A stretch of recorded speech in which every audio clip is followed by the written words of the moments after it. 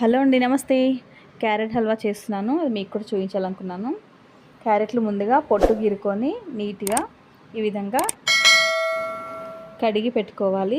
తర్వాత నేను వీటిని మిక్సీ పట్టుకున్నాను. కొంతమంది తురుముకుంటారు, తురిమినా కూడా బాగుంటుంది. కాబట్టి నాకు చేయి నొప్పి ఉందని చెప్పి తురమలేదు. మిక్సీ పట్టుకోండి. చూడండి, ఈ విధంగా పట్టుకోండి. మొత్తం ఈ విధంగా పట్టుకొని తర్వాత స్టవ్ మీద ఒక కళాయి పెట్టుకున్నాను. కళాయిలో మొత్తం మిక్సీ పట్టుకుంది మొత్తం వేసుకొని అది పచ్చివాసన పోయే వరకు కలుపుకోవాలి. నేను స్టార్టింగ్లో నాకు తెలియక మొత్తం నెయ్యిలోనే వేయించేసి అలానే ఉంచేసేదాన్ని చక్కెర వేసి. ఇది కొంచెం వేగిన తర్వాత పచ్చివాసన పోయింది కదా, ఇప్పుడు నెయ్యి వేసుకున్నాను. కొద్దిగా నెయ్యి వేసుకోవడం వల్ల మనకి చాలా టేస్ట్ వస్తుంది. కొంచెం ఎక్కువైనా పర్లేదు.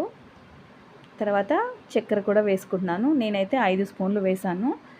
స్వీట్ ఎక్కువగా కావాలనుకున్న వాళ్ళు ఇంకో 4 స్పూన్లు ఎక్కువగా వేసుకోండి. మేము తక్కువగా తింటాం కాబట్టి కొంచెం లైట్గానే వేసాను. ఇది కూడా మొత్తం దాంట్లో కరిగిపోవాలి. తర్వాత పాలు మనం చూసి పోసుకోవాలి. కొన్ని మీకు లూజ్గా కావాలంటే కొంచెం ఎక్కువగా పోసుకోండి, కొంచెం గట్టిగా ఉండాలంటే కొంచెం తక్కువగా పోయండి పాలు. ఇప్పుడు ఇది కూడా మొత్తం ఒకసారి కలుపుకోవాలి. ఇది మొత్తం కలిసిన తర్వాత ఇలాచీ పొడి కూడా వేసుకోవాలి. దానివల్ల స్మెల్ టేస్ట్ కూడా బాగుంటుంది. ఇప్పుడు కొద్దిగా ఇలాచీ పొడి వేసుకుంటున్నాను. ఇది కూడా మొత్తం ఒకసారి కలుపుకుంటాను.